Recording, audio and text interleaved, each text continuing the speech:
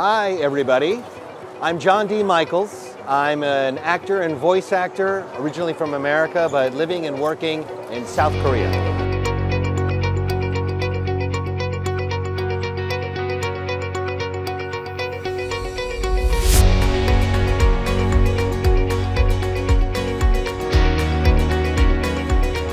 Well, I don't know if you're aware, but there was this whole kind of pandemic thing happening.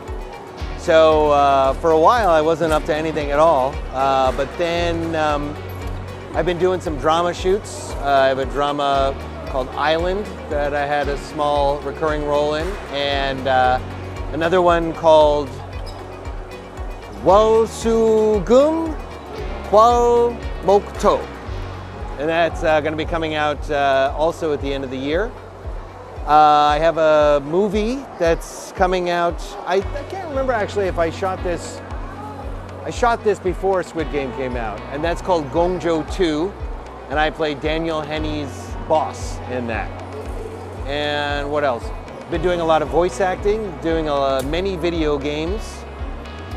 One called Gungrave Gore, where I play the main villain. That comes out in November.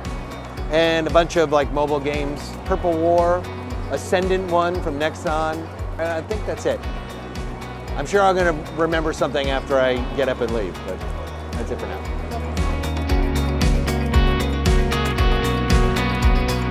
I haven't been in America or watched American TV in a very long time. So I only knew Daniel Henney as an actor here. So I hadn't realized that he had been in America acting in all this stuff there, and that he was on a very, very popular show called Criminal Minds.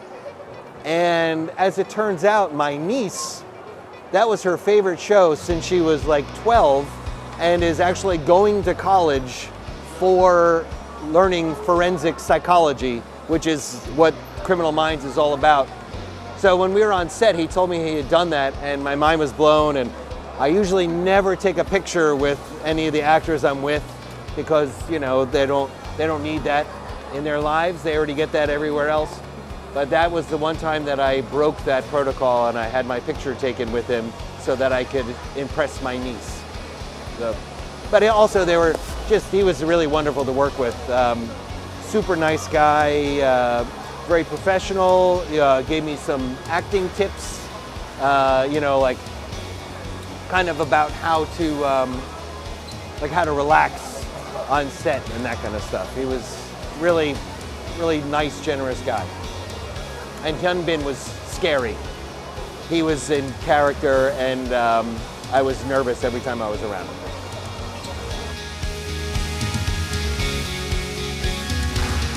I came to something here a few years ago. My wife's sister and our niece and nephew from Jinju came up, and they came up to come here.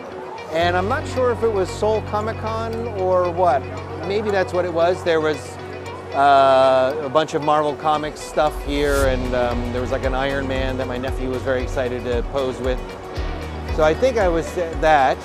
And then I was also many years ago in 1986. I went to a science fiction convention, which was kind of like science fiction and comics. Back then it was more science fiction was the umbrella that everything was under. Now it's Comic-Con is the umbrella that everything's under.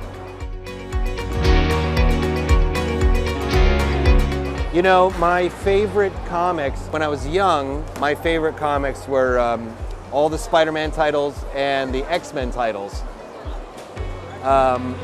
for Marvel. And then when I was a little older, I started really getting into everything Alan Moore, especially Swamp Thing. And then out of that is when Sandman came out, and also John Constantine. So those were my favorite comics, and they've already been all turned into stuff. So I don't know which one I would want to be a part of now. I mean, I loved Watchmen was my favorite when I was younger too, as well as the Hellboy stuff. So maybe when they do the next time around, when they're redoing stuff again, maybe I'll play J. Jonah Jameson in Spider-Man.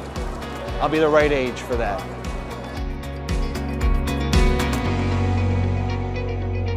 I just finished up those dramas were the last thing I did. I don't have anything on the horizon right now. And my friend over here who's with me, he and I worked on a short film that we've been trying to finish and get out for a long time, and hopefully it's going to come out soon.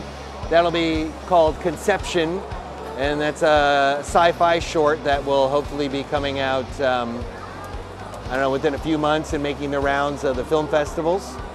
And I have another short film, a sci-fi film called Sentence, that's by a Korean independent filmmaker. Hopefully, once again, that one's been in the works for quite a while too, so hopefully that'll be coming out soon. And when those come out, I will probably do if they're locally showing in film festivals, I'll go to those and talk and whatever I can. Other than that, I've been doing, like I said, a lot of video games and like voice acting in a lot of video games, and just trying to do more of that. That's my favorite thing. And I'd like to do some more animation. Oh, I know what I'm doing. If anybody out there wants to help me make an animated show, I have an animated series that I've been writing and working with a Korean friend of mine who's an illustrator, and we're looking for collaborators who are animators to help us with that. I mean, obviously, I've been here for quite a while. I love it here. I love living with my wife and my cats. But it's also, when I think about, I only see America now from the news. And when I see everything that's happening in America right now, I am just very, very happy that I'm living here.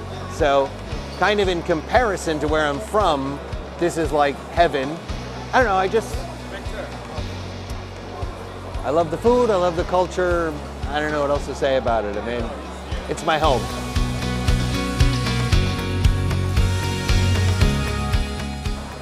I would say a tip for a foreign actor, for foreign actors working here, you should just know that Korea is like any other place in the world where anytime there's somebody who is between you and your dreams, there's always going to be somebody trying to take advantage of you. So you just got to be careful about that. But then in general, acting in general, I would say you have to give yourself permission to be memorable. So don't play it safe. Make a big character, make big choices, really try to go for it. And that can be really terrifying, but that's the only way you're gonna really get anywhere, is if you make yourself memorable. The director. Be the director of your dreams.